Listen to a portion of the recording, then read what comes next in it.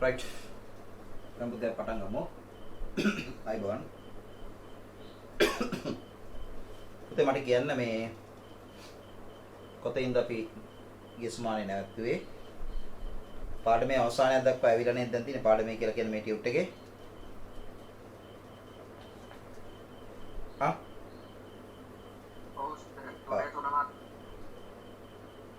අපි පුතේ 15 වෙනි පිටුවට ආවා නේද? 3 මාතෘකාවේ ද්විමේ සංඛ්‍යා එකතු කිරීම සහ අඩු කිරීම අපි කතා කරානේ නේද?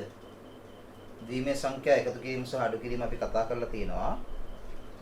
ඊට පස්සේ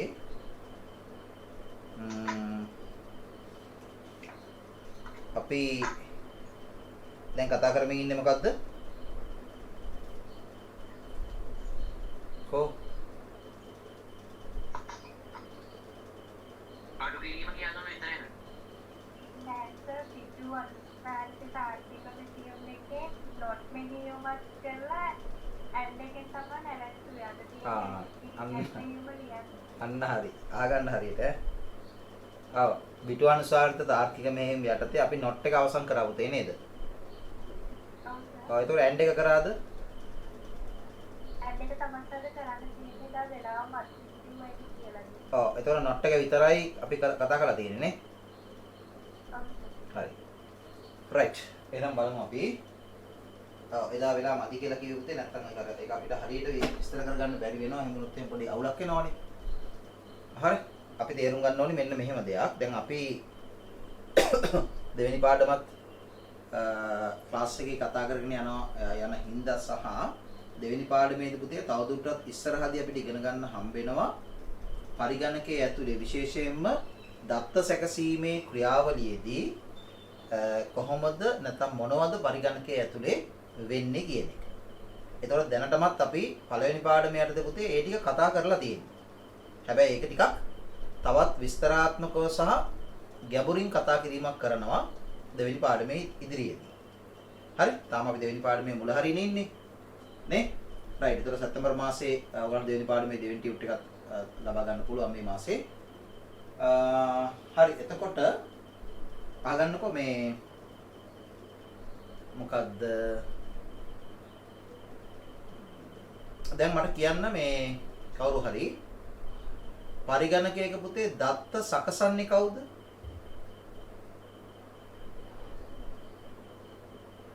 එහෙම කතා කරපු හැටි නිශ්ශබ්ද වෙන්න එපා ඈ. පරිගණකයක දත්ත සකසන්නේ මං කවුද කියලා අහන්නේ මිනිස්සෙක් හින්දා නෙමෙයි ඈ උපකරණයක් නේ.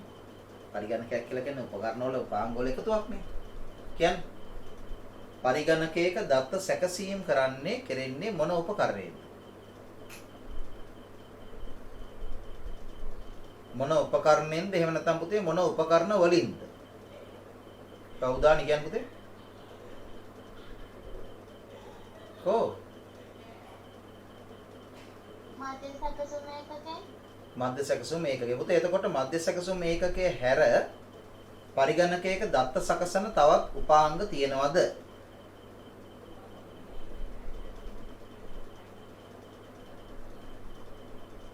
උදානි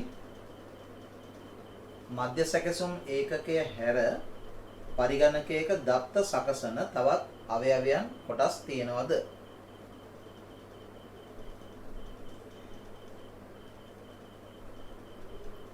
උදානි පුතේ කියන්න අමාරුද? කො වෙලා ගන්න උදානි කියන්න පුතේ. දැන් ඔයා කිව්වා මධ්‍ය සැකසුම් ඒකකය කියලා. එක හරි. ඒ කියන්නේ හරි කියලා කියන්නේ අපි කතා කරමු වෙනම.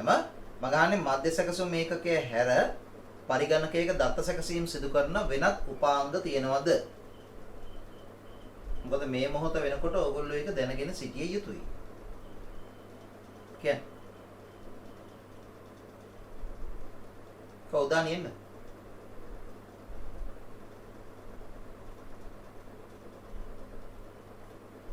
කවුද වෙලා යනවා? උදානිය උතරේ නැද්ද? ඔව් වෙනයි කියන්නේ චමෝත් කියනකොද? උදානි ඉන්නවා. කියන්. උදානි. කවුද? ඔව් මං අහන්නේ පුතේ මධ්‍ය සැකසුම් ඒකකයේ හැර පරිගණකයක දත්ත සැකසීම් කරන වෙනත් උපාංග තියෙනවද? CPU. ඔව් CPU කියන්නේ පුතේ මධ්‍ය සැකසුම් ඒකකය කියන එකමනේ. නේද? මධ්‍ය සැකසුම් ඒකකය කියලා කියන එකට ඉංග්‍රීසියෙන් කියනවා Central Processing Unit. ඒක Central Processing ඔව් ආගන්න හොඳට ඔය අයින් වෙන්න එපා. ආගන්න. ඔයාව අමාරුයි දාන්නවත් ඔයාව නොමගරින්නවත් නෙමෙයි පුතේ මම මේ ප්‍රශ්නේ අහන්නේ. ඔයාගේ දැනුම ස්ථාවර කරන්න. හරි ඒ නිසා ඔයා හිතලා උත්තර දෙන්න. හරි මම අහන්නේ ඉඳලා උත්තරයක් දෙන්න එපා හිතලා උත්තර දෙන්න. මම අහන්නේ පරිගණකයක දත්ත සැකසීම් සිදු කරන උපාංගය හෝ උපාංග මොනවද කියලා අහපුවාම ඔයා උත්තරයක් දුන්නා මධ්‍ය සැකසුම් ඒකකය කියලා. මම අහනවා ඊගාට ඔයාගෙන් මධ්‍ය සැකසුම් ඒකකයේ හැර තවත් උපකරණ තියෙනවද දත්ත සැකසීම් සිදු කරන? කො කියන්නේ? තවත් එන්නේ නැද්ද? මතක නැහැ. මතක් වෙන්නේ. හරි පුතේ හරි. ඒක හරි. මතක් වෙන්නේ නැත්නම් ඒක නෑ කියලා කිව්වනම් වැඩි හරි ඈ. හරි පුතේ හරි. රයිට් අනිත් අය කියන්න බලන්න. චමෝත් පරිගණකයක දත්ත සැකසීම සිදු කරන උපාංග එකද තියෙන්නේ? කිහිපයක් තියනවද? තියෙනවා නම් ඒ මොනවද? චමෝත්.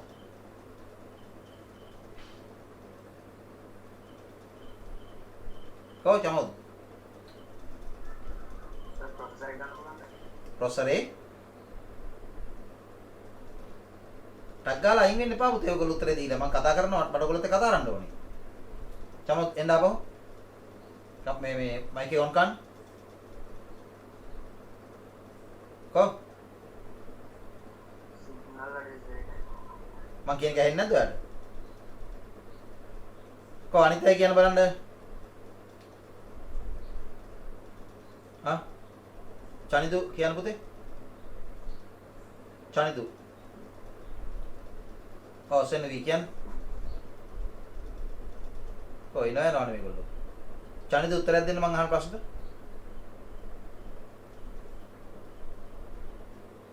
චනිදු.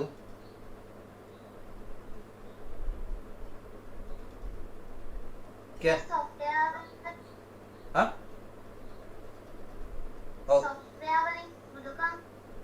ඔව් ඒක මම පුතේ කතා කරන්නම් ඈ හරි කොහොමද නේද උත්තර දෙන්නකෝ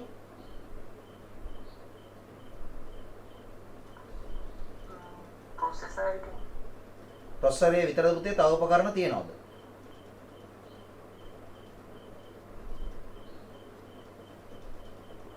කෝ කියන්නේ ඔව් අසංක කියන්නේ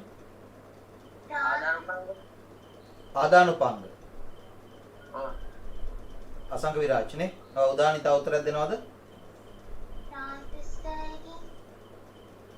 රයිට් දැන් ළමයි එක එක උත්තර වලට යනවා නේ ඔව් යසිත කියනවා හංසිකා කියන්නේ පුතේ බලන්න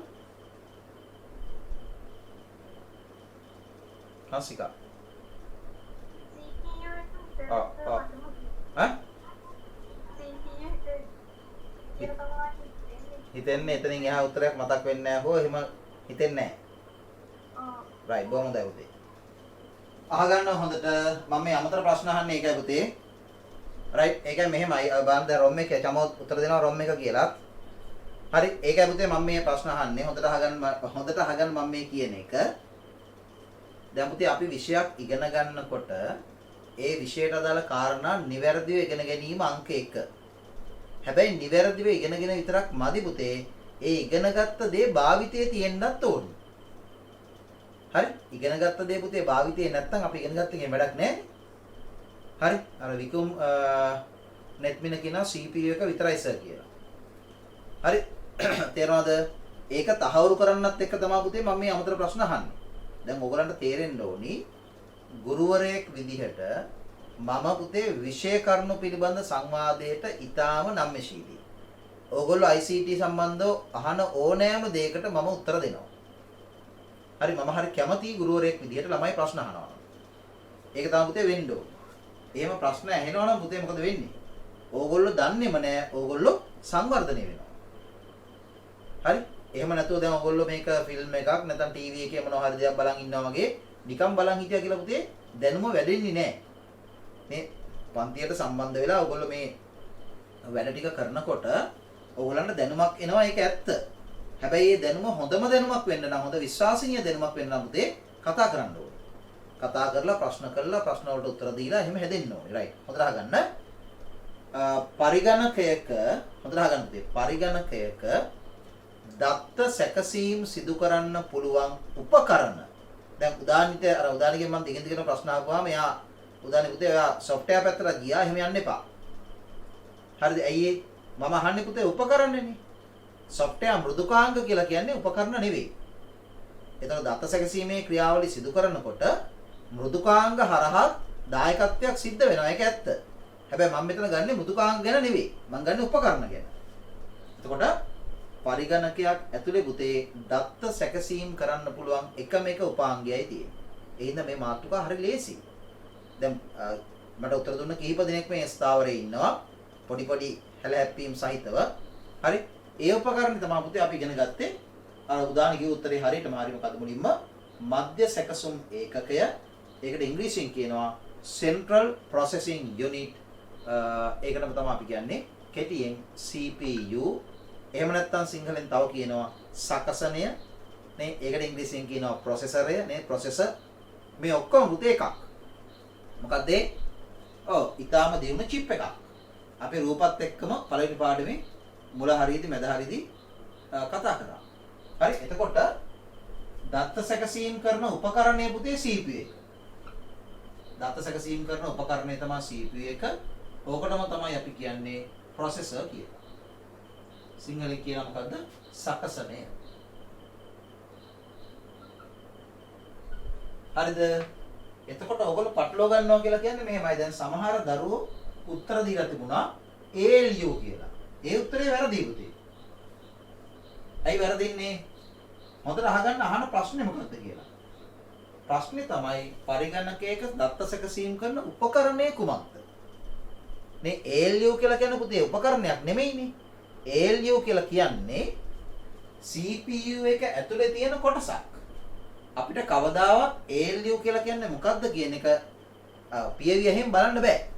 පියවියෙන් බලන්න බෑ කියලා කියන්නේ අපිට ජීවිතේටවත් පුතේ ALU එක බලන්න බෑ. ALU කියලා කියන එක තියෙන්නේ CPU එක ඇතුලේ. ඒක බලන්න CPU එක කඩන්න ඕනේ. කැඩුවොත් ඉවරයි. හරි? හැබැයි ඒගොල්ලෝ එහෙම කියන්නේ නැත්තේ ඇත්තටම දත්ත සකසන්නේ ALU එක තමයි. පටව ගන්න එපා. දත්ත සැකසීම් කරන්නේ ALU එක තමයි. නමුත් ඒක උපකරණයක් නෙමෙයි.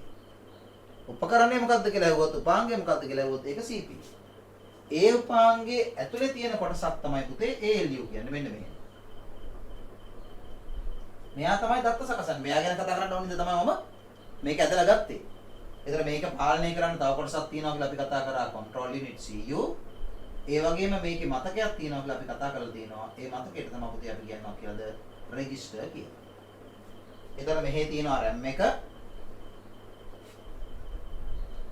අපි මේ ආදාන උපාංග හරහා ලබා දෙන දේවල් එන්නේ RAM එකට. ගබඩා මාධ්‍ය හරහා ලබා ගන්න ඒවා එන්නේ RAM එකට. ඊට පස්සේ RAM එක හරහා තමයි රෙජිස්ටර් මතකයට ඇවිල්ලා මේ සැකසීම් කරලා නැවත රෙජිස්ටර් මතකයේ හරහා මොකක් කරන්නේද? RAM එකටම අවුට් කරන්නේ. ඔහොම කරන අතරේ ඔය ක්‍රියාවලියට උදව් කරන්න තමයි මතකයක් නිර්මාණය කරේ කෑෂ් කියන. එතකොට මේ දේ සිදු වෙනකොට මේ පැත්තෙනුත් දත්ත උපදේශ රෙජිස්ටර් මතකයට යනවා. ආපහු එන්නේ නැහැ. මෙහෙන් යනවා විතරයි. ඔය ටික පුතේ අපි පළවෙනි පාඩමේ කතා කරලා තියෙනවා. මට දැන් මේ මොහොතේ කතා කරන්න ඕනවා තියෙන්නේ අද අපි කතා කරන මාතෘකාවට දාලා කාරණේ කතා කරන්න මම ගේසුමානයෝක ඇදලා ගත්තේ නැත්තේ වෙලා මදි හින්දා. හරි. එතකොට පුතාලා හොඳට තේරුම් ගන්න. පරිගණකයක දත්ත සැකසීම් කරන මෙහෙමනේ. පරිගණකය කියන උපකරණයෙන් කෙරෙන. එහෙම නැත්නම් පරිගණකය කියන උපකරණය ලෝකේ නිර්මාණය කරන්න සහ භාවිතා කරන්න ප්‍රධාන හේතුව තමයි පුතේ දත්ත සැකසීම. දත්ත සකසනවා කියලා කියන පුතේ තොරතුරු නිර්මාණය කරනවා. ඒතකොට පරිගණක ලෝකේ හදන්නේ පුතේ සින්දු අහන්න නෙමෙයි. පරිගණක ලෝකේ හදන්නේ ෆිල්ම් බලන්නත් නෙමෙයි. ගේම්ස් කරන්නත් නෙමෙයි. sannivedana ක්‍රියාකාරකම් වලට පාවිච්චි කරන්නත් නෙමෙයි. ඒවා පරිගණකයකින් කෙරෙන අමතර කාරණා. අමතර කාරණා. හැබැයි සමහර අයට අමතර කාරණා තමයි පුතේ ප්‍රධාන වෙන්නේ. ඒක ඉතින් එයාගේ මේ ලක්ෂණයක් නිසා පරිගණකයේ දෝෂයක් නෙමෙයි. නැත්නම් ලෝකේ පරිගණකය කියන එක නිර්මාණය කරේ පරිගණක කියන එක වර්තමාන නිර්මාණය කරන්නේ කුමන අරමුණක් සඳහාද? දත්ත සැකසීමේ අරමුණ සඳහා. හරි? ඒ කියන්නේ තොරතුරු නිර්මාණය කිරීමේ අරමුණ සඳහා. අනිත් දේවල් පුතේ අමතර කාරණා. ඒ නිසා ඔයගොල්ලෝ උත්තර තෝරනකොට, විෂය ගැන ඉගෙන ගන්නකොට, විෂය ගැන හිතනකොට අමතර කාරණා වලට ප්‍රධාන තැනක් දෙන්න එපා. අමතර කාරණා වලට පුතේ ප්‍රධාන තැනක් දුන්නොත් එimhe අපිට විෂය මග ඇරෙනවා. හරි? ප්‍රධාන කාරණා ගැන හිතන්නේ. ප්‍රධාන කාරණාව තමයි දත්ත සැකසීම. දත්ත සැකසන කොටස තමයි CPU. අවයවය. ඒක ඇතුලේ තියෙනවා ALU කියලා කොටසක්. අන්න ඒකෙන් තමයි සකසන්නේ. එතකොට මම නැවත කියනවා දත්ත සකසන උපකරණය මොකක්ද කියලා අහුවාම ALU කියලා කියන්න එපා කියලා මම කිව්වේ ඇයි? ALU කියලා කියන්නේ අපිට පිටින් ඉඳන් දකින්න පුළුවන් උපකරණයක් නොවන නිසා. හරි? නැත්නම් අභ්‍යන්තරයට ගියොත් ALU තමයි. හරි. දැන් පුතේ මේ ALU එකේ මොකක්ද මේකේ තේරුම? ALU කියලා කියන එකේ තේරුම මොකක්ද? හා? ඔව් ඒකේ තේරුම තමයි අපි කතා කරලා තිනවා arithmetic and මොකද්ද? logic unit. දැන් තේරෙනවනේ.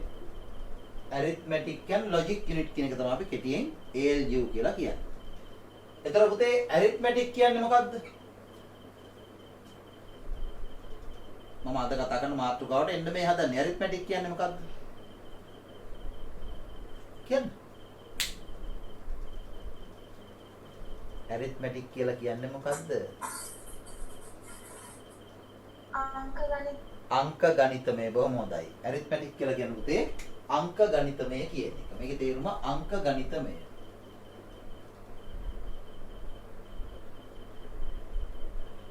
එහෙනම් logic කියන්නේ මොකද්ද? තාර්කික. තාර්කික. logic කියලා කියන්නේ තාර්කික. right. ඔන්න දැන් අදාළ දැනට ආවා. එහෙනම් පුතාලා තේරුම් ගන්න ඕනේ මෙහෙම පරිගණකයක් විසින් කුමන ආකාරයේ දත්ත සැකසුවත් මේවා මම මේ පළවෙනි පාඩමේ ගොඩාක් හොඳට කතා කරා. නමුත් ඕගලන්ට පළවෙනි පාඩම කරන වෙලාවේදී මේ විෂය අලුත් හෝ ආධුනික හෝ නිසා මේක ඒ බරෙන්ම තේරුණාද නැද්ද කියලා කියන්න දන්නේ නැහැ. ඒ නිසා තමයි මම මේ ඇද අපහු කතා කරන්නේ. හරි? එතකොට පරිගණකයකින් පුතේ මොන ආකාරයේ දත්ත සකස් කිරීමක් කළත් පරිගණකයකින් කුමන ආකාරයේ දත්ත සකස් කිරීමක් කරත් ඒ දත්ත සැකසීම කරන්නේ කවුද? CPU කියන උපාංගයේ ඇතුලේ තියෙන ALU එකකින්. හරිද? එතකොට ගණිතමය ක්‍රියාකාරකමක් කරත්, තර්කානුකූල ක්‍රියාකාරකමක් කරත්, ඩිසයින් එකක් කරත් නේ මොනෝදේ කරත් ඒක කරන්නේ ALU එකකින්. CPU එක ඇතුලේ ALU එකකින්. හැබැයි ඔයගොල්ලන්ට දැන් තේරෙනවා ALU කියන එකේ තේරුම අංක ගණිතමය සහ තාර්කික ඒකකය කියන්නේ. එහෙනම් පුතේ මේ දත්ත සැකසීම් කෙරෙන්න ඕනි කොහොමද? මේ දත්ත සැකසීම් කෙරෙන්න ඕනි එක පැත්තකින් අංක ගණිතමය ක්‍රියාකාරකම් විදියට, අනිත් පැත්තෙන් තාර්කික ක්‍රියාකාරකම් විදියට. දැන් තේරෙනවද මම කියන්නේ? මොකද්ද මම මේ කියන්නේ හැදුවේ කියලා දැන් තේරෙනවද? ඒතර මේ මධ්‍ය සැකසුම් ඒකකය තුල දත්ත සැකසීමේ ක්‍රියාවලියේදී සිදුවන්නේ පුතේ අංක ගණිතමය ක්‍රියාකාරකම් සහ තාර්කික ක්‍රියාකාරකම් පමණයි. අංක ගණිතමය ක්‍රියාකාරකම් සහ තාර්කික ක්‍රියාකාරකම් පමණයි. හරිද? දැන් මේ ටික මම මෙහෙම කිව්වහම ඕගොල්ලන්ගේ හිතේ කිසියම් ආකාරයක ගැටලුවක්, අපි කියන්නේ පුතේ විචිකිච්ඡාවක් කියලා. එහෙම මතුවුණා නම් ටක් ගාලා මගෙන් අහන්න. ඒ විචිකිච්ඡාව ගැටලුවට අදාළ කාරණා අහන්න. ඒතර මම ඒක පැහැදිලි කරලා දෙන්නම්. කියන්න බෑ. දැන් මම ඉතා පැහැදිලිව කියනවා පරිගණකයක් භාවිතයෙන් කුමන හෝ ආකාරයේ දත්ත සැකසීමක් සිදු කරන විට ඒ දත්ත සැකසීම කුමන හෝ ආකාරයේ දෙයක් වුවත් ඒක සිදු වෙන්නේ අංක ගණිතමය සහ තාර්කික ක්‍රියාකාරකම් ලෙස. ඒක තමයි ඒ ක්‍රියාකාරකම් කරන කොටසට ALU කියලා නම දාලා තියෙන්නේ. කියන්න බලන්න. ප්‍රශ්නයක් කාට හරි තියෙනවද? කතා කරන්න. right ප්‍රශ්නයක් නැහැ. දැන් මට එහෙනම් කියන්න පුතේ අංක ගණිතමය ක්‍රියාකාරකම් කියන්නේ මොනවද? ඔයගොල්ලෝ අංක ගණිතය ගැන දන්නවද? අංක ගණිතමය ක්‍රියාකාරකම් කියන්නේ මොනවද?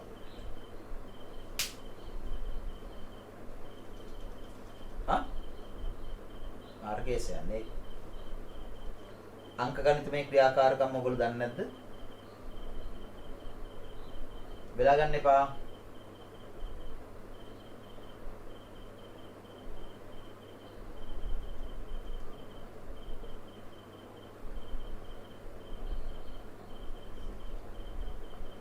හා? සංඛ්‍යා භාගයෙන් පරිගණක ක්‍රියාවලිය සිදු කිරීම. නෑ පුතේ මං අහන්නේ එච්චර ගැඹුරු දෙයක් නෙමෙයි. මම අහන්නේ අංක ගණිතමය ක්‍රියාකාරකම් කියන්නේ මොනවද?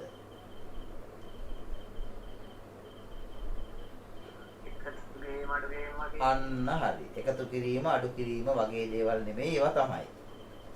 හරි. ඒක තමයි මම කියන්නේ පුතේ හොඳට අහගන්න. ඔයගලන්ට පුතේ ඒක මේ හැදෙන්න ඕනි දුර්වලතාවයක්. හරි. දැන් සමහර දේවල් ඕගොල්ලෝ ගැඹුරින් කල්පනා කරන්න උත්සාහ කරනවා. ඒක පුතේ අපි ගැඹුරින් කල්පනා කළ යුත්තේ ගැඹුරින් කල්පනා කළ යුතු දේවල් පමණයි. සමහර ඒවා තියෙන ප්‍රශ්න බොහොම සරලයි. හරි එතකොට ඒ හින්දා මේ ප්‍රශ්නේ අහන්නේ මොකද්ද කියන එක පිළිබඳ ඔයගොල්ලෝ අවබෝධයක් ගත යුතුයි ඈ. ගොඩාක් වෙලාවට ඔයගලන්ට කෙටි ප්‍රශ්න වරදින්නත් ලියන උත්තර වරදින්නත් එක හේතුවක් තමයි පුතේ අහලා තියෙන ප්‍රශ්නේ මොකද්ද කියන එක ඔයගලන්ට අවබෝධ වෙන්නේ නැහැ. එහෙම නැත්නම් ඒ ප්‍රශ්නය අහලා තියෙන ප්‍රශ්නේ ඔයගොල්ලෝ කියවනකොට දැන් මම මෙහෙම ප්‍රශ්නයක් අහනකොට ටිකක් විතරක් අහලා ඒකෙන් ඔයගොල්ලෝ ප්‍රශ්නේ ඉතුරු ටික ඔයගොල්ලෝ ඔළුවෙන් හදා ගන්නවා. හරි ඒක මම කියන්නේ ඕගොල්ලන්ට විතරක් පොදු දෙයක් නෙමෙයි පොදුවේ මිනිස්සුන්ට පොදු තත්ත්වයක්.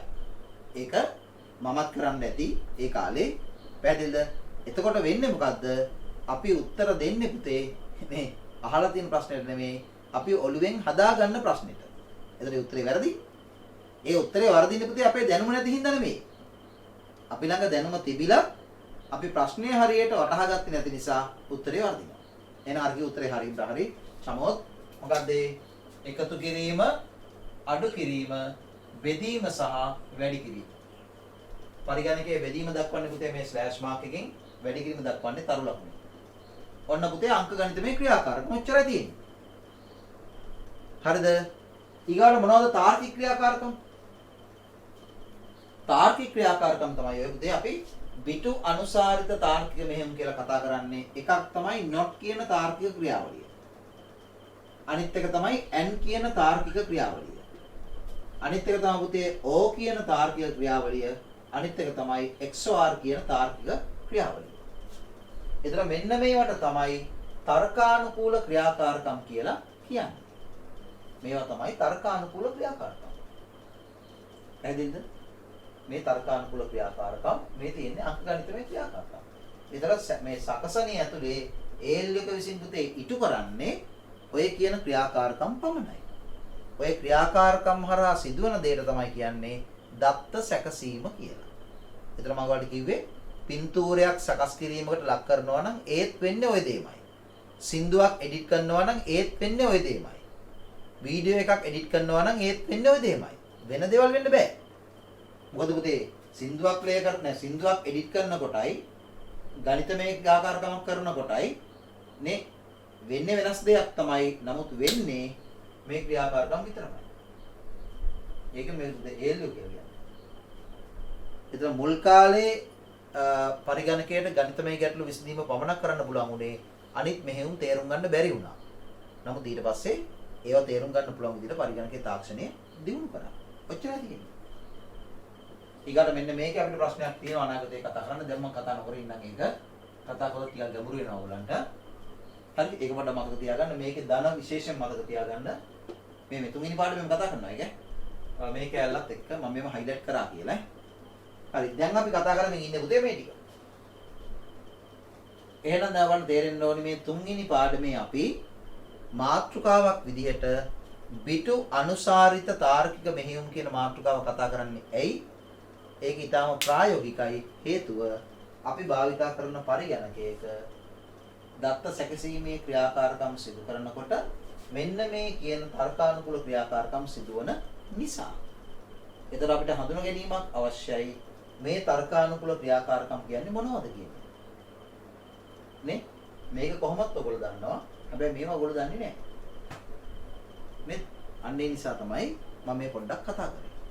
රයිට් අවසාන වශයෙන් ආයි මම ඔයගොල්ලන්ට අවස්ථාවක් දෙනවා. මොනවද අහන්න තියෙන ප්‍රශ්න? අවසාන වශයෙන් කියලා කියන්නේ ඔය අපි කතා කරපු කාරණා වලට අදාළව. ආකාශයේ පස්සේ ලකුණක් කියලා තමයි තුන්වෙනි පාඩම. තුන්වෙනි පාඩමේ අවසාන කොටස හරිය 15 වෙනි පිටුවේ ඉන්නේ. මේ ඩියුට් එක. රයිට්. අහන්න ප්‍රශ්න.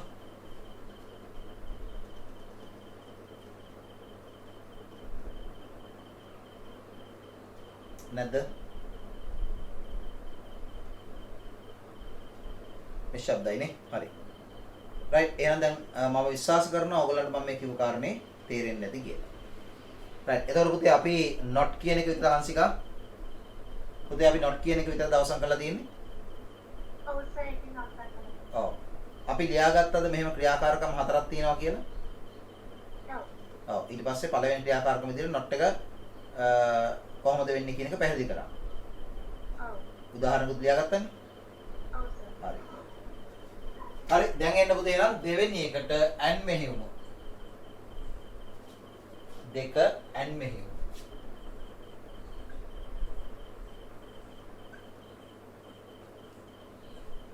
දැන් මේක අමතක කරන්න එපා. අපි මේ කතා කරන්නේ බිටු අනුසාරිත.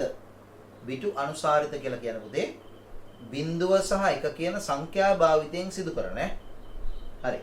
දැන් ඔන්න and මෙහෙයුම ගැන අපි කතා කරන්න යන්නේ. රයිට් අපි හිතමු මෙහෙම. අපි ගමු මෙන්න මෙහෙම දෙකක්. අපි කියනවා A කියන එක සමානයි 50යි කියලා. මට කියන්න පුතේ A කියන්නේ 50 නම් ඒක ද්විමය ආකාරයෙන් දෙකේ පාදෙන් කියන්නටක් ගාලා. දැන් හදන්න තු මනෝමයෙන් කියන්න බැරිද? ඔව් 50 කියන එක හදන්න පුතේ 128 ඒවා ඕනේ නෑ. 0.64 ඕනේ නෑ. 32ක් ඕනි 16ක් ඕනි 32යි 16 කියන 48යි. එහෙනම් 8 ඒවා ඕනේ නෑ 4 ඒවා ඕනේ නෑ දෙකේ එකක් ඕනි එකේ ඒවා ඕනේ නෑ ඔන්න 50. මං ගන්න පුතේ ටක් ගාලා ස්ථානියගෙන් 128 ඒවා ඕනේ නෑ 64 ඒවා ඕනේ නෑ නමුත් 32 ඒවා ඕනි 16 ඒවා ඕනි 32යි 16 කියලා කියන්නේ 48යි 8 ඒවා නෑ 4 ඒවා නෑ දෙකේ ඒවා ඕනි එකක් 48 2යි 50යි ඔන්න 50. ඊට පස්සේ පුතේ මම ගන්නවා B කියලා අගේ 75 කියලා හිතන්න. 75 හදන්න පුතේ 128 ඒවා ඕනේ නෑ නමුත් 64 එකක් ඕනේ. 32 ඕනේ 16 ඕනේ 8ක් ඕනේ. 64යි 8යි කියලා කියන්නේ 72යි. ඊගාවට 4 ඕනේ දෙකේ එකක් ඕනේ 72යි 2යි කියලා කියන්නේ 74යි 1යි 75යි. ඔන්න 75.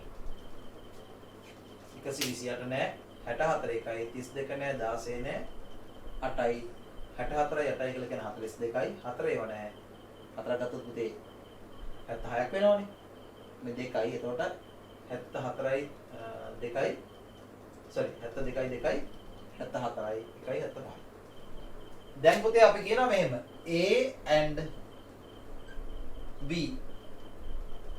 මෙන්න මේ මෙහෙයුම මොකක්ද හරි එහෙනම් දැන් අපි දන්නවා A කියන්නේ මොකක්ද බිංදුවයි බිංදුවයි 1යි 1යි බිංදුවයි බිංදුවයි 1යි බිංදුව. ඔන්න A. B කියන්නේ මොකක්ද?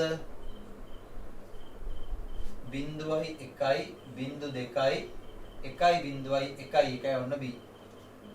දැන් පුතේ මෙන්න මේ දෙන්න n කියන මෙහෙයුමට ලක් කරපුවාම මොකද වෙන්නේ? දැන් කවුරු හරි දරුවෙක් මට කියන්න n කියන මෙහෙයුමේ ලක්ෂණය මොකක්ද? කියන්න බලන්න. දන්නයි ඇති. n කියන මෙහෙයුමේ ලක්ෂණය කියන්නේ පුතේ? මීදුම්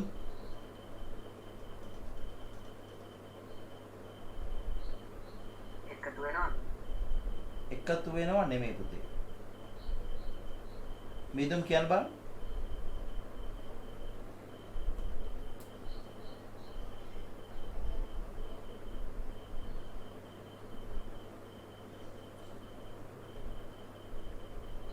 ගුණ වෙනවා.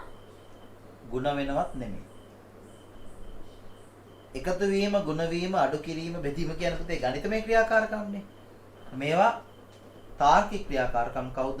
අසිත කියනවා සහ කියන අදහස පුතේෝ. ඇන් කියලා කියන්නේ සහ කියන අදහස. මම අහන්නේ ඒ සහ කියන අදහස ක්‍රියාත්මක වීම වෙන්නේ කොහොමද? ඒ සහ බී කියන දෙකම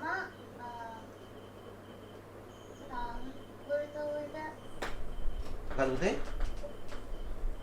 ක්‍රියාත්මක වීම. ඒ සහ B කියන දෙකම ඒ දෙකම සංකෘත වලට විතරක් සත්‍ය වීම. සංවෘත කියන්නේ පුතේ? ඒ දෙකම හොඳ අදහසක් ඔයා කියන්නේ පුතේ. ආයෙ උත්සාහ කරන්න. ඒ දෙකම මොකක් වුණාමද?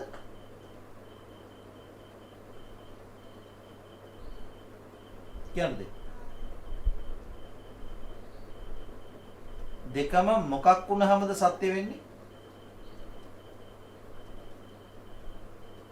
A සහ B කියන දෙකම මොකක් වුණාමද ප්‍රතිඵලය සත්‍ය වෙන්නේ?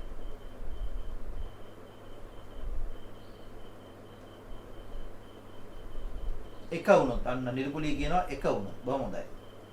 බොහොම හොඳයි. අහගන්න පුතේ මෙහෙම. ඔව් සහ කියන එකෙන් අදහස් කරන්නේ අපි හිතමුකෝ දැන් මෙහෙම කියනවා. P සහ Q ගමනක් ගියා. ඔන්න වාක්‍යයක් තියෙනවා. P සහ Q ගමනක් ගියා. හරිද? right? එතකොට P සහ Q ගමනක් ගියා කියලා කිව්වහම මේකෙන් අදහස් වෙන්නේ P විතරක් ගමනක් ගියා කියලාද? කියන්නේ දෙන්නම ගියා කියන්නේ. දෙන්නම ගියා කියන්නේ. කොහොම සරල දෙයක් නෙමෙයි මම යන්නේ. දෙන්නම ගියා කියන එක තමයි මේකෙන් අදහස් වෙන්නේ. එතකොට පුතේ සහ කියන එකෙන් අදහස් වෙන්නේ දෙන්නම දෙකම කියන අදහස. හරි? පැහැදිලිද? එතකොට right එතකොට පුතේ මේක බොහොම සරල સિદ્ધාන්තයක්. මේක ලොජික් ගේට් පාඩමේදී අතිශයින් වැදගත්. අර කවුද මේ උදානි නේද? කියන්න උත්සාහ කරපු එක නිකන් නිලුපිලි මේ කිව්ව එක හරියටම හරි. මේකේ තේරුම පුතේ මේකයි. දැන් අපි තර්කානුකූල මෙහෙයුම් වලදී right එක කියන එක ගණන් ගන්න පුතේ සත්‍යයි කියලා. බිඳුව කියන එක ගණන් ගන්නේ අසත්‍ය කියලා. එක ගණන් ගන්නේ සත්‍යයි කියලා, බිඳුව ගණන් ගන්නේ අසත්‍යයි කියලා. ඒතර මේ සත්‍යයි කියන එක තමයි අපි ඉංග්‍රීසියෙන් කියන්නේ true කියලා. true කියලා කියන්නේ සත්‍ය. අසත්‍ය කියන එක අපි ඉංග්‍රීසියෙන් කියනවා false කියලා. මේ බිඳුවට සම්බන්ධව අපි කලින් ටියුට්ස් වල පොඩ්ඩක් කතා කරා. එහෙනම් පුතේ මෙන්න මෙහෙමයි වෙන්නේ. n කියන මෙහෙයුම සිදු කරනකොට සාමාන්‍ය ගණිතමය මෙහෙයුමක් සිදු කරනවා වගේම මෙහෙම ගානට පිළිවෙලකට පිටු හා සම්බන්ධ මෙහෙයුම් අපි කතා කළ යුතුයි. එහෙනම් පළවෙනි අවස්ථාව තියෙන්නේ 0.1යි. 0.1 කියන්නේ මොකද්ද? අසත්‍ය සහ සත්‍ය. එතන එකක් අසත්‍යයි, එකක් සත්‍යයි. එතන n එකේ ලක්ෂණය තමයි සියල්ල සත්‍ය නම් පමණක් සත්‍යයි. අර කියන්නේ දෙකම. දෙකම සත්‍ය නම් නැත්නම් සියල්ල සත්‍ය නම් සත්‍යයි. එකක් හෝ අසත්‍ය නම් අසත්‍යයි.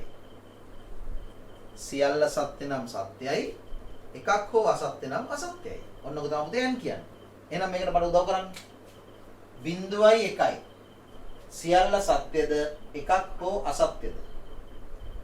කියන්නේ ඈ එකක් හෝ අසත්‍යයි. මේ එකක් අසත්‍යයි නේ. උත්තරේ මොකද්ද? උත්තරේ මොකද්ද? 0යි. උත්තරේ 0යි. එකක් අසත්‍ය නිසා උත්තරේ 0යි. ඊගා අවස්ථාව 1යි. සියල්ල සත්‍යයි නේ. ඊගා අවස්ථාව සියල්ල සත්‍යයි. එහෙනම් සත්‍යයි. සත්‍ය කියන තමයි එක කියන්නේ. ඊගා අවස්ථාව 0යි. ඒ කියන්නේ මොකද්ද? අසත්‍ය. දෙකම අසත්‍යයි. කියන්නේ එකක් හෝ අසත්‍ය නම් එකක් හෝ අසත්‍ය නම් අවසාන ප්‍රතිඵලය අසත්‍යයි කියලා අපි කියනවා නම් දෙකම අසත්‍ය නම් පුතේ කොහොමත් අසත්‍ය වෙන්න බෑ. එහෙනම් 0යි. මේකෙත් එකක් අසත්‍යයි ඒ නිසා 0යි. මේකෙත් එකක් අසත්‍යයි ඒ නිසා 0යි. මේකෙත් එකක් අසත්‍යයි ඒ නිසා 0යි. මේකෙත් එහෙමයි මේකෙත් එහෙමයි. හරි මේ අසත්‍යයි සත්‍යයි අසත්‍යයි අසත්‍යයි අසත්‍යයි අසත්‍යයි අසත්‍යයි ඔන්න උත්තරේ. ඔන්න ඇන්ඩේ උත්තරේ. දැන් මට කියන්න මේකේ අගේ කීයද කියලා? 10 පාදේ. A 50 වෙනකොට B 75 වෙනකොට A සහ B කියලා කියන එකේ B වෙන උත්තරේ තමයි මොකක්ද? දෙකයි. මේ 128 ඒවා නැහැ 64 නැහැ 32 නැහැ 16 නැහැ 8 නැහැ 4 නැහැ දෙකේ ඔය 1යි 2යි. නිකන් පිළිගන්නත් අමාරුයි නේද උදේ? 10 පාදෙන් 2යි. මේ 50 සහ 75 කියන අගයන් අතර n මෙහෙම. උත්තරේ 2යි. ඔන්නකොට කියනවා n මෙහෙම. දවගඩි දෙන්න පුළුවන් මොන බල විකාරයක්ද මේ? මේක මේ උත්තරයක් ආව 2යි කියලා එහෙම ප්‍රශ්නයක් කරගන්න එපා. මෙතන මේ අපි සංඛ්‍යා දාලා මේ කතා කරන්නේ මොකටද? ඔයගලන්ට මේක තේරුම් ගන්න. හරි? මේක තේරුම් ගන්න තමයි ඔය අපි කතා කරන්නේ. ඒක ඉදිරියේදී තේරෙයි මේ තේරුම් ගත් එකේ තේරුම මොකක්ද කියලා. ඉස්සෙල්ලා ඔයගොල්ලෝ n මෙහෙයුම කියන්නේ මොකක්ද කියන එක තේරුම් ගන්න. n මෙහෙයුම කියලා කියන්නේ සියල්ල සත්‍ය විට පවණක් අවසාන ප්‍රතිදානයේ සත්‍ය වන එකක් හෝ අසත්‍ය වන විට අවසාන ප්‍රතිදානයේ අසත්‍ය වන මෙහෙයුමකි. ඔන්න n එක. right. දැන් අපි යමු තුන්වෙනි මෙහෙයුමට. මම ඕකම ගන්නම්. right. A සමානයි 50යි. ඒ කියන්නේ දැන් අපි දන්නවා 10 පාදයෙන් 0.1.1.2.1.2 පාදයෙන් B කියන්නේ 75යි 0.1.2.1.2 පාදයෙන් දැන් අපි එහෙනම් පුතේ A O B කියලා ගත්තොත් කොහමද එන්නේ? දැන් අපි දන්නවා A වලගේ මොකද්ද? 50යි 50යි කියලා කියන්නේ 0.1.1.1.1 ඔන්න A. B කියන්නේ මොකද්ද? 0.1.2.1.1 ඔන්න දැන් O මෙහෙම. right. O මෙහෙමේ ලක්ෂණය මොකද්ද? O කියන්නේ පුතේ හෝ කියන එක. හෝ කියන්නේ මොකද්ද? සඳුනි කියනවා එකක් හෝ කියලා. උදාහරණයක් කියනවා එකක් හෝ. එකක් හෝ සත්‍ය නම් පිළිතුර සත්‍යයි. හරියටම හරි පුතේ. නිර්බලී කියනවා එකක් හෝ සත්‍ය නම් සත්‍යයි. සියල්ල අසත්‍ය නම් අසත්‍යයි. එකක් හෝ සත්‍ය නම් සත්‍යයි. සියල්ල අසත්‍ය නම් අසත්‍යයි. එකක් හෝ බලන්න එනවා. 0.1 කියන්නේ එකක් සත්‍යයි. එහෙනම් පුතේ සත්‍යයි. 1 කියලා කියන්නේ දෙකම සත්‍යයි. එහෙනම් කොහොමත් සත්‍යයි. 0.0 කියන්නේ පුතේ දෙකම අසත්‍යයි. එහෙනම් අසත්‍යයි. 0.1 කියලා කියන්නේ එකක් සත්‍යයි. එහෙනම් සත්‍යයි. 1.0 කියලා කියන්නේ එකක් සත්‍යයි. එහෙනම් සත්‍යයි. 1.0 කියලා කියන්නේ එකක් සත්‍යයි. එහෙනම් සත්‍යයි. 0.1 කියලා කියන්නේ එකක් සත්‍යයි. එහෙනම් සත්‍යයි. 0.0 කියන්නේ දෙකම අසත්‍යයි. එහෙනම් අසත්‍යයි. right. දැන් මේකේ අගේ කීයද? 128 නෑ 64 1යි 32යි 64 32 කියන්නේ 96යි 96 16 කියන්නේ පුතේ 112යි 112යි 8යි කියලා කියන්නේ 120යි 4 ඒව නෑ 2යි 1යි 2යි කියන්නේ 3යි කියන්නේ 123යි 123 හරි නේද? 64යි 32යි කියලා කියන්නේ 96යි 112යි 8යි 120යි 3යි 123. ඔන්න පුතේ උත්තරේ නැහැ. දැන් ටියුට් එකේ ඉඩ ගන්නට බැලන්ස් කරලා ලියා ගන්න නේ. මොකද තව එකක් ලියන්න තියෙනවා x වාර. ඒකට ඔයගලන්ට මෙහෙම පුළුවන්. දැන් මෙතන අපි ලියුවා නම් and එක මෙහෙ ලියුවා. o එක මෙහෙ ලියුවා. මේ පැත්තේ x වාර ලියන්න මෙහෙම හතරට වෙන්නේ ඉඳ පාවිච්චි කරන්න. ටක් ගාලා ලියන්න බෑ. ඔය තියෙන and සහ o කියන මෙහෙයුම් දෙක. මට ලියන්න අමතක වුණා මේකේ o මෙහෙම කියලා ලියන්න ඕනේ පුතේ. මේ තුන්වෙනි එකේ මෙන්න මෙතෙන්ට එන්න ඕනේ මොකද්ද? තුන්වෙනි එක 3 මෙතෙන්ට එන්න ඕනේ පුතේ o මෙහෙම ඈ. o මෙහෙම කියලා මේ වගේ මාතෘකාව වගේ දාලා ඊට පස්සේ මෙතෙන්ට එන්නේ මේ ටික ලියා ගන්න. ඇන්ඩ් එකක් ලියා ගන්න. මේ දෙක ලියා ගන්න. අපි ලිව්වට පස්සේ බලමු පුතේ XOR එක.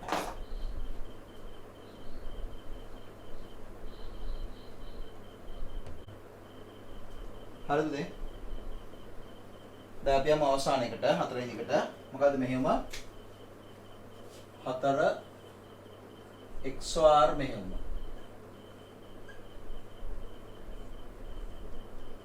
එතකොට පුතේ අර විදිහම අපි ගමු A සමානයි 50යි නම් මම එක මගේ ගත්ත ඒකට ලේසි වෙන්න ඕනි මගේ ගන්න ප්‍රශ්නයක් නැහැ.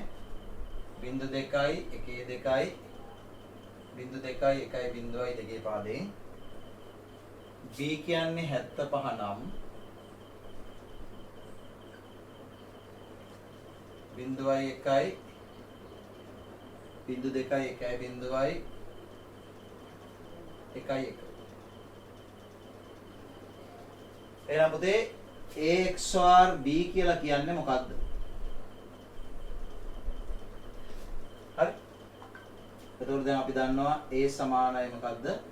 0.2යි 1.2යි 0.2යි 1.0යි B කියලා කියන්නේ 0.1යි 0.2යි 1.0යි 1.1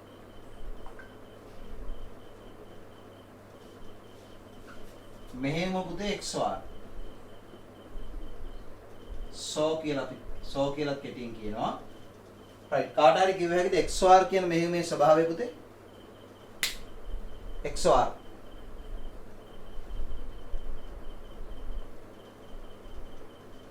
අමාරුයි නේ. හරි බලගන්න.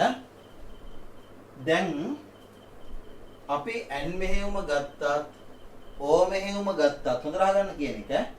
n මෙහෙයුම ගත්තත් O මෙහෙයුම ගත්තත් අවසාන ප්‍රතිඵලය සඳහා මේ අවසාන ප්‍රතිඵලය පුතේ මේ තියෙන්නේ නේද? අවසාන ප්‍රතිඵලය සඳහා බලපාන්නේ මෙන්න මේ ආදානයන්. මේවට අපි කියන්නේ ආදානයන්. මේ ආදානයන්ගේ කුමන තත්වයන්ද? මම අහපු දේ තේරුණාද දන්නේ නැහැ. n සහ o කියන මෙහෙයුම් දෙකේම ඔබ නොට් එකටත් අදාළයි. n සහ o කියන මෙහෙයුම් දෙකේදීම අවසාන ප්‍රතිදානයේ සත්‍ය අසත්‍ය භාවයට බලපාන්නේ ආදානයන්ගේ කුමන තත්වයන්ද? කියන්න. ආදානයන්ගේ කුමන තත්වයන්ද ප්‍රතිදානයට බලපාන්නේ?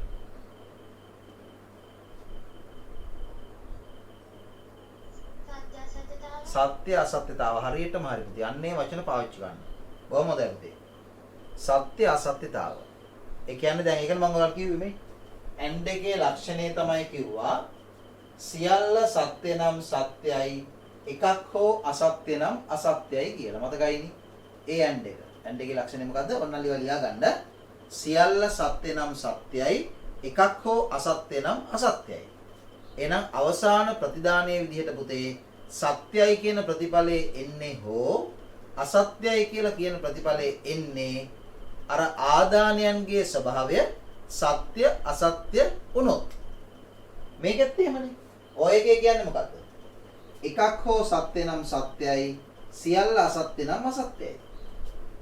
එතනත් පුතේ අවසාන ප්‍රතිදානයේ සත්‍ය අසත්‍ය භාවයට හේතු වෙන්නේ ආදානයන්ගේ සත්‍ය අසත්‍ය භාවය. ඒක හොඳටම ඔළුවේ තියෙන්න ඕනේ. හරි. දැන් ඒක හොඳට ඔළුවේ තියාගන්න මම නොට් එකක් මතක් කරන්න මේ බලන්න. දැන් අපි A සමානයි 50නේ. 50 කියන්නේ පුතේ මොකද්ද? 0.0යි 1.2යි 0.0යි 1.0නේ ඔන්න 50. අපි ගෙස්මානේ කතා කරා not A. මොකද්ද not A කියන්නේ දුක? මේක අනිත් පැත්ත. හරි මොකද අනිත් පැත්ත?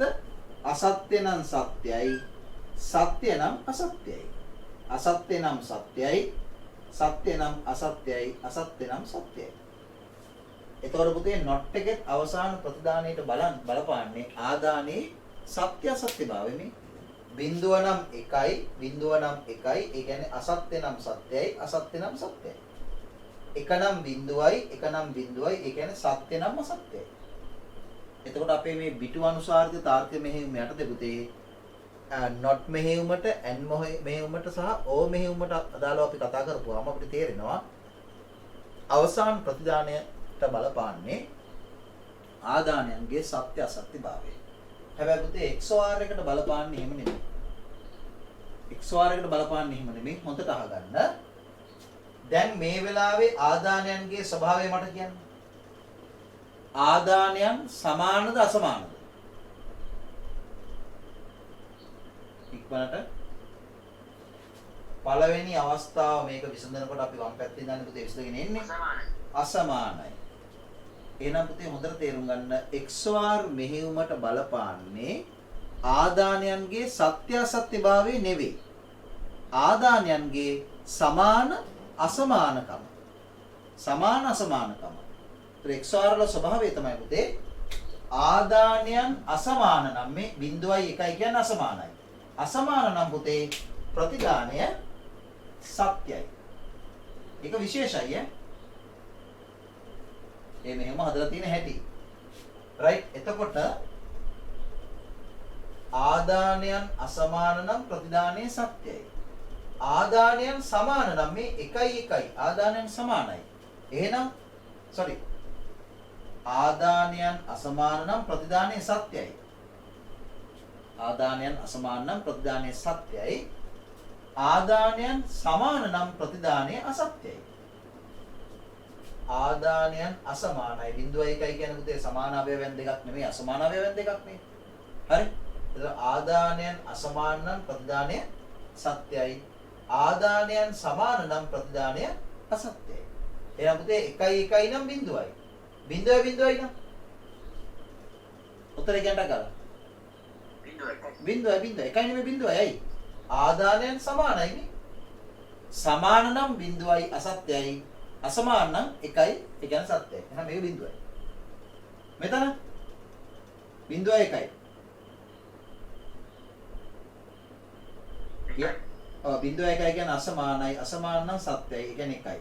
මෙතනත් 1යි 0යි. ආදානයන් අසමානයි එහෙනම් 1යි. මෙතනත් 1යි 0යි. ආදානයන් අසමානයි එහෙනම් 1යි. මේකත් 1යි 0යි. ආදානයන් අසමානයි එහෙනම් 1යි. හැබැයි මෙතන 0යි 0යි කියන ආදානයන් සමානයි එහෙනම් 0යි. ඔන්න එන විදිහ. ආදානයන් අසමාන වන විට සත්‍යයි. ආදානයන් සමාන වන විට අසත්‍යයි. ඔකට කියන XOR කියලා. ඔන්න මම කියන්න මෙහෙම ලියන්නම්. ආදාන අසමාන නම් හරි සත්‍ය වේ. ආදාන සමාන නම් අසත්‍ය වේ. ඔන්න XOR එක. හරි එහෙනම් මේක අගේ කී 228 නෑ 64යි 32යි 96යි 112යි 121යි 121යි මාක් කරගන්න. ඔතනින් බිටු අනුසාරිත තාර්ක මෙහෙයුම් කියන එක අවසන්. ඔයගලන්ට අවශ්‍ය ඕනෑම ප්‍රශ්නයක් මගෙන් අහන්න. ඔක මාක් කරගන්න. බිටු අනුසාරිත තාර්ක මෙහෙයුම් මාක් කරගන්න.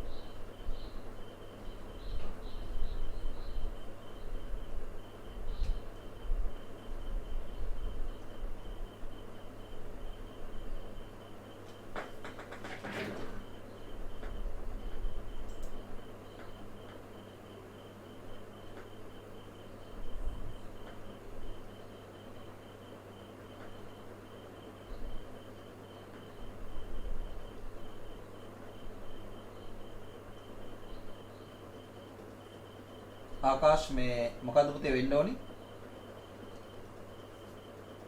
ආකාශ් සර් මොකද්ද වෙන්න ඕනි? සර් මට මේ නෝට් ටික ගන්න පුළුවන්ද මේ කලින් තිබ්බ ක්ලාස් වල මොන පන්තිද පුතේ?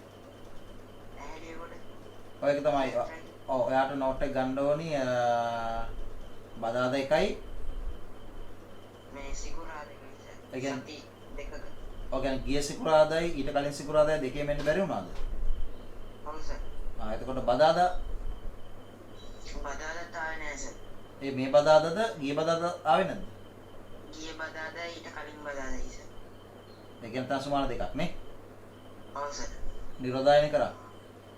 ඔව් සර්. මුත් කරදරයක් නැහැ කාටවත්. නෑ මේ සීයා නම් හොස්පිටල් එකකට දුවා. දැන් නම් ටිකට් කපලා ගෙදර එක්කන් ආවා සර්. හරි පුතේ කවුරු හරි අහගන්න මේ ඇහැලියවර ක්ලාස් එකේ ගෲප් එකේ දරුවෝ මේ කවුරු හරි පුතේ නෝට් එක පැහැදිලි කෙනෙක් ඒ පාඩම් දෙකේම මේ ෆොටෝ එකක් ගහලා ගෲප් එකට දාන්න. ඇහැලියවර ගෲප් එකට දාන්න. හරි එතකොට මේ ලියා ගන්න පුළුවන්. right බොහොම හොඳයි. ජනනී කියන මම දාන්නම් සර් කියලා. බොහොම හොඳයි පුතේ. thank you. ඇහැලියවර ගෲප් එකට ජනනී පුතේ ආ ඇහැලියකොටද? ඔව් සර්. හරි හරි. එහෙනම් දාන්න පුතේ. හරි. හරි. thank you. right හරි ආකාශ ගෲප් එකට දායි. ඔයා ඒක ලියා ගන්න නෝට් එක සම්පූර්ණ කරගන්නකෝ. සම්පූර්ණ කරගෙන මොනවා හරි ප්‍රශ්නයක් තියෙනවා නම් මයින් අහන්න. හා සර් thank you. හරි. මේ ලියලිවරද?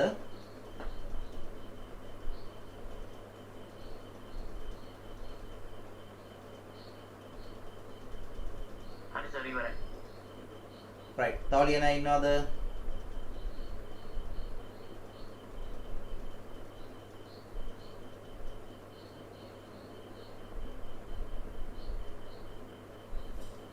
හරි දැන් ඔන්න උදාම දෙය මෙහෙන් ටික. නේ ඔයගලන්ට මේක සම්බන්ධව මොකද අහන්න දෙයක් තියෙනවද?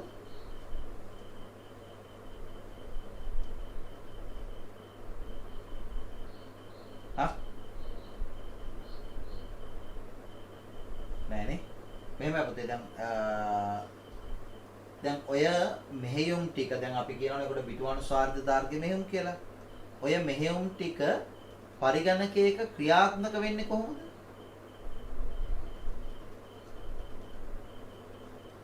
මගන් ක්‍රියාත්මක වෙන්න මොනවද තියෙන්නේ?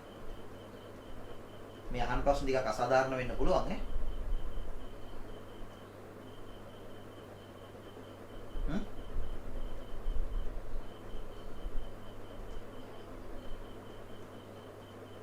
ඕකට තමයි පුතේ අර ලොජික් ගේට් කියලා අපි කියන්නේ. අපේ හතරවෙනි පාඩම මේක.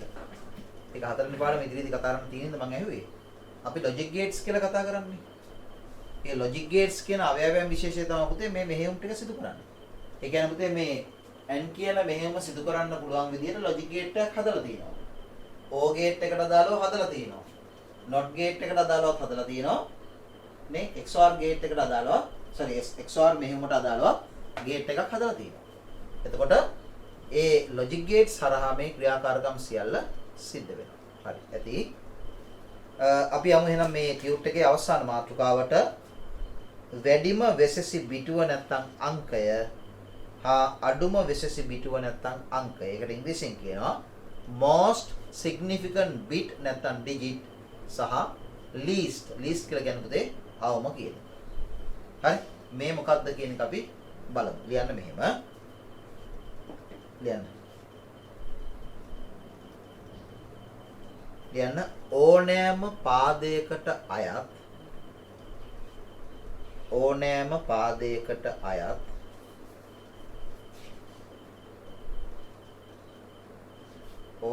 පාදයකට අයත්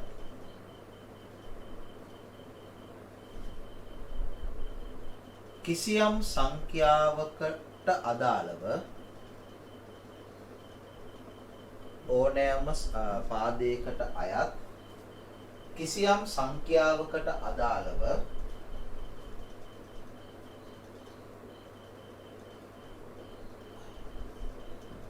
එම සංඛ්‍යාවේ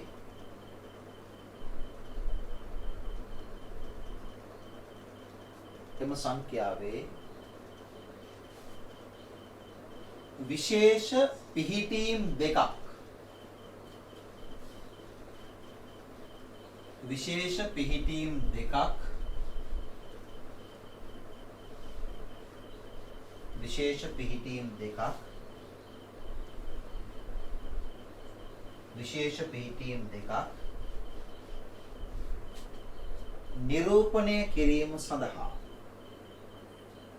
පිහිටීම් දෙකක් නිරූපණය කිරීම සඳහා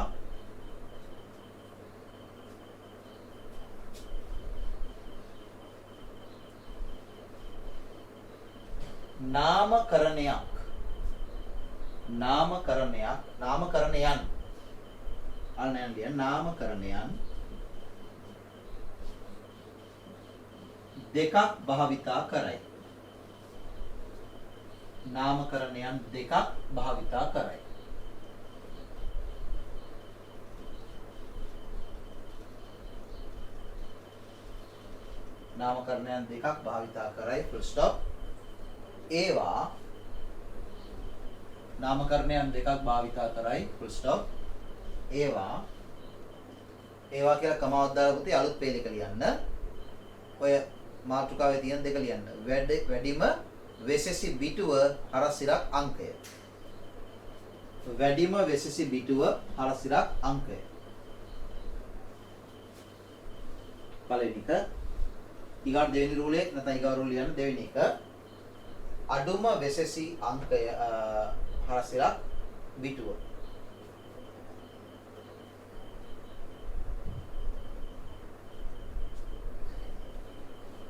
වැඩිම වෙසෙසි අංකය හරස් ඉරක් බිටුව නැත්නම් බිටුව හරස් ඉරක් අංකය. අඩුම වෙසෙසි අංකය හරස් ඉරක් බිටුව නැත්නම් බිටුව හරස් ඉරක් අංකය.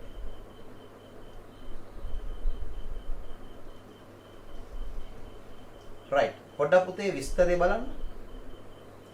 ඒ විස්තරය තුල මොකද්ද මම කියලා තියෙන්නේ කියන එක හොඳට බලන්න.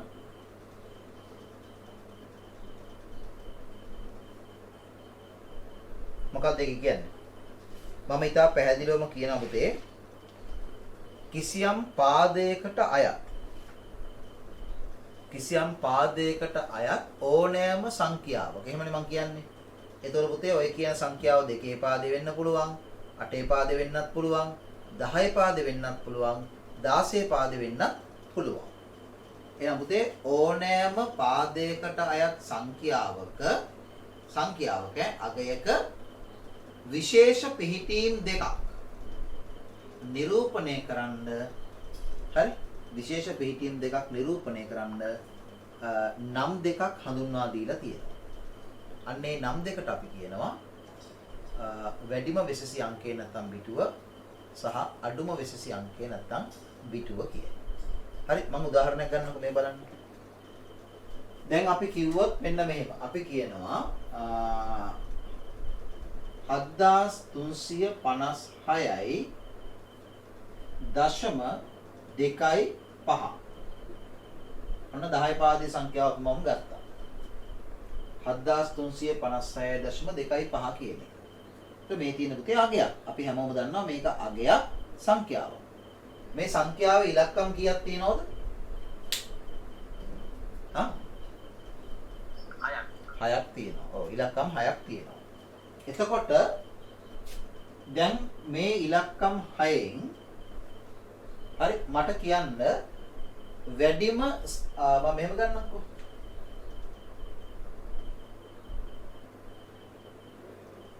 මේ ඉලක්කම් 6න් වැඩිම ස්ථානීය අගය නිරූපණය කරන ඉලක්කම මොකක්ද? 3. ඔව් වැඩිම ස්ථානීය අගය නිරූපණය කරන 3න්. එයි දැන් මේක 10 පාදයේ සංඛ්‍යාවක් නිසා ඔයගොල්ලෝ දන්නවා මේ පළවෙනි පූර්ණ සංඛ්‍යාවෙන් නිරූපණය වෙන්නේ 10 බිඳුවෙනි බලය. එහෙනම් පුතේ දෙවෙනි පූර්ණ සංඛ්‍යාවෙන් නිරූපණය වෙන්නේ 10 පළවෙනි බලය. ඊගාට තුන්වෙනි සංඛ්‍යාවෙන් නිරූපණය වෙන්නේ එහෙනම් 10 දෙවෙනි බලය. හතරවෙනි සංඛ්‍යාවෙන් නිරූපණය වෙන්නේ 10 තුන්වෙනි බලය. 10 3 කියලා කියන පුතේ 1000න් පංගු. sorry 1000න් පංගු නෙමෙයි 1000 ඒවා. මේ තියෙන්නේ 10 බිඳුව කියන්නේ 1 ඒවා, මේ 10 ඒවා, මේ 100 ඒවා, මේ 1000 ඒවා.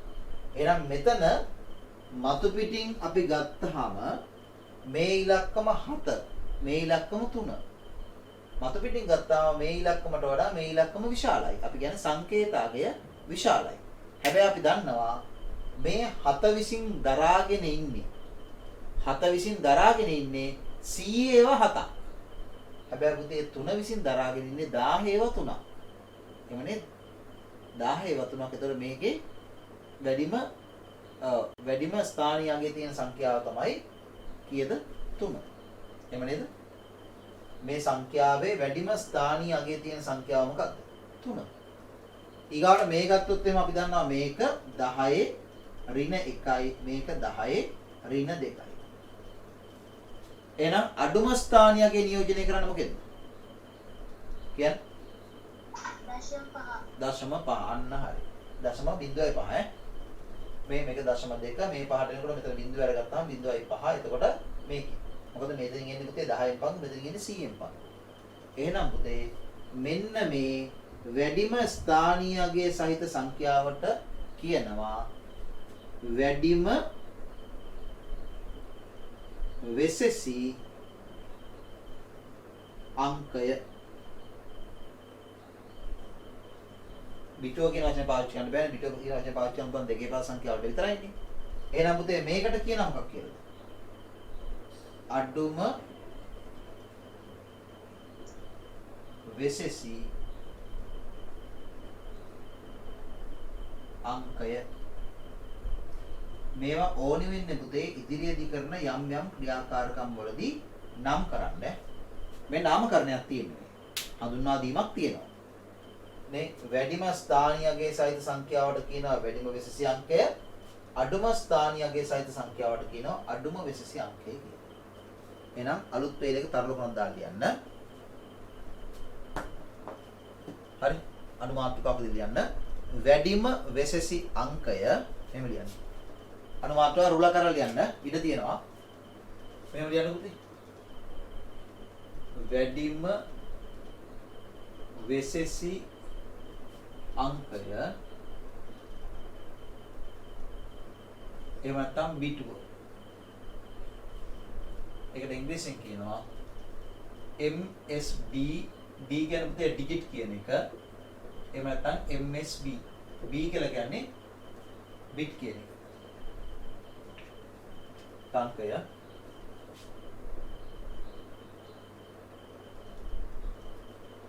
අනුමාතුකාව වැඩිම වෙසෙසි අංකය නැත්නම් බිටුව. ඒකට ඉංග්‍රීසියෙන් කියනවා MSD නැත්නම් MSB කියලා. දැන් නම් කිසියම් සංඛ්‍යාවක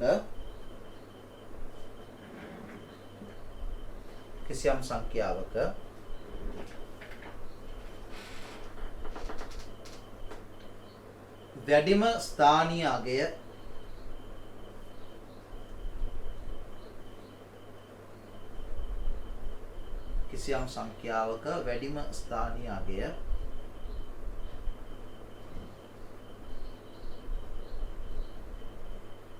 නිරූපණය කරන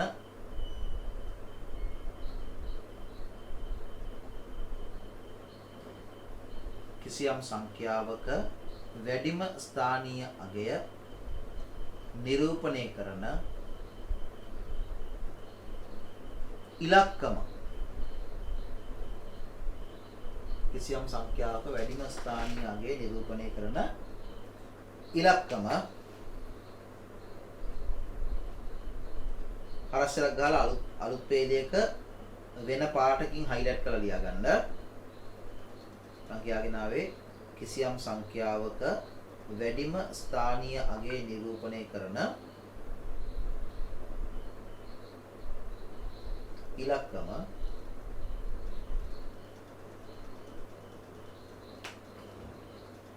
කමාවක් දාලා යට පේලිය යන්න. වැඩිම වෙසෙසි අංකය හරස්සිරක් බිටුව. වැඩිම වෙසෙසි අංකය හරස්සිරක් බිටුව ලෙස හඳුන්වයි.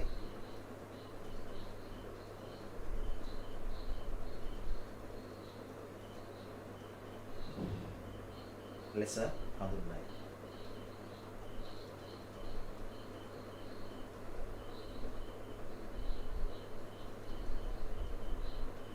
හරි? alright. රූලක් කරලා ආය මාතෘකාව දාගන්න. අඩුම වෙසසි අංකය සහ බිටුව මෙන්න. මාතෘකාව දාන්න අඩුම වෙසසි අංකය අරසිලා බිටුව. ඒ කියන්නේ LSD නැත්නම් LSB.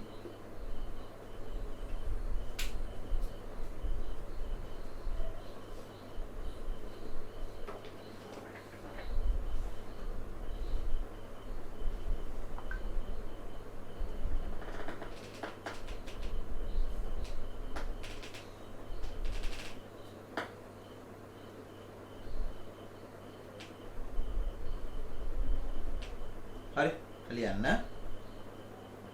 කිසියම්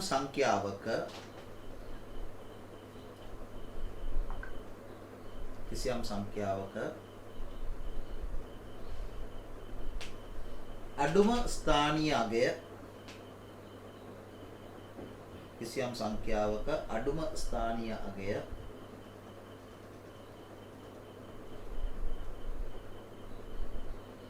නිරූපණය කරන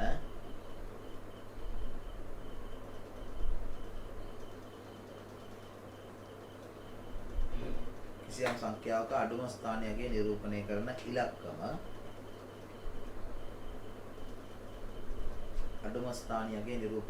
ඉලක්කම අර වගේ මුතේ කමාවක් දාලා අලුත් පේලි ලියන්න වෙන පාටකින් මේ මාතෘකාවේ තියෙනවා. මොකද්ද? අඩුම වෙසසි අංකය නැත්නම් බිටුව ලෙස හඳුන්වයි. අඩුම වෙසසි අංකය නැත්නම් බිටුව ලෙස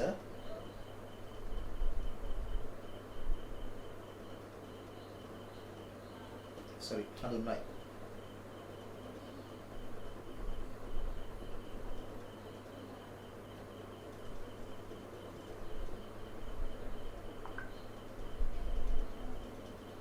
අඩුම වෙසසි අංකය හරස්ලා බිටුව ලෙස හඳුන්වයි.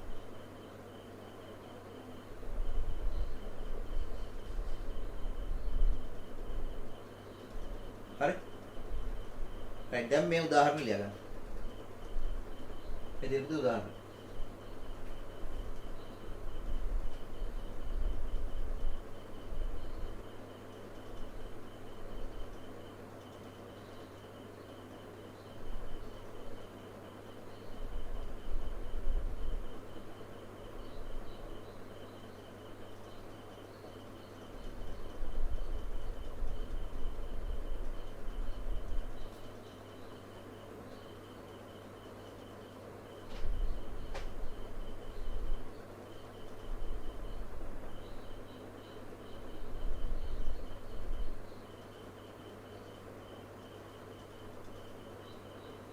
මේක උදාහරණයක් දෙන්න ඕන.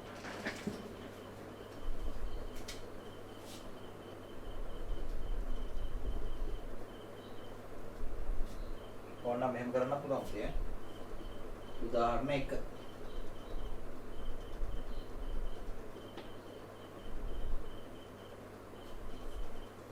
right අපි අගලගමුක උදාහරණ 2.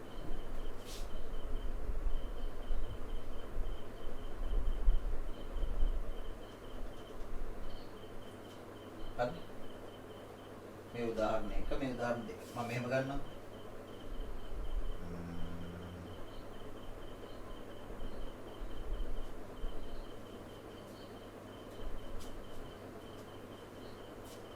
බිංදුවයි දශම බිංදුවයි 5යි 4යි 2යි 1.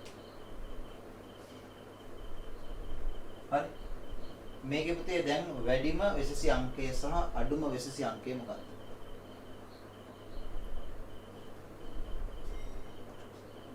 අඩුම එක සම්බන්ධ වැඩිම එක 5. වැඩිම එක 5. බිංදුව නෙමෙයිද? බිංදුව. ඔව්.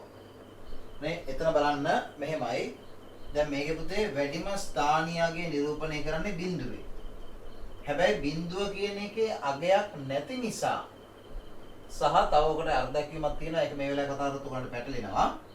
හරි දැනට මතක තියාගන්න මේකේ අගයක් නැහැ නේ පුතේ. ඒ අගයක් නැති නිසා අපි වැඩිම වෙසසි අංකයේ විදිහට සලකන්නේ පුතේ 5. බිඳුව නෙමෙයි. බිඳුව තමයි වැඩිම ස්ථානයකේ තියෙන එක ඇත්ත.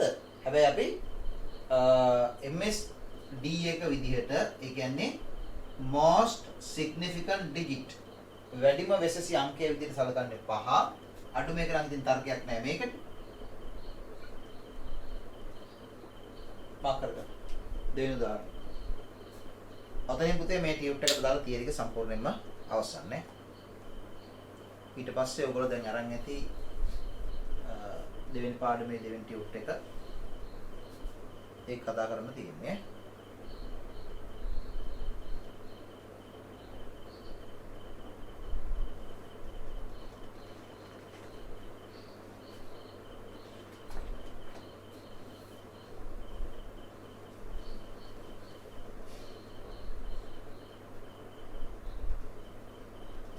ඔක ලියාගෙන කතා කරන්න දෙයක් තියෙනවා නම් අහන්න දෙයක් තියෙනවා නම් අහන්න. මේකේ අහන්න දෙයක් තව තියෙනවද? නෑනේ. හරි. එහෙනම් පුතේ ඊගාව පිටුවට එන්න 17 වෙනි පිටුවේ ඔයගලන්ට මම දීලා තියෙනවා model MCQ questions කියලා ප්‍රශ්න කිහිපයක්. දැන් ඕකේ පළවෙනි ප්‍රශ්න 5ට අග්ගාලා කරමු.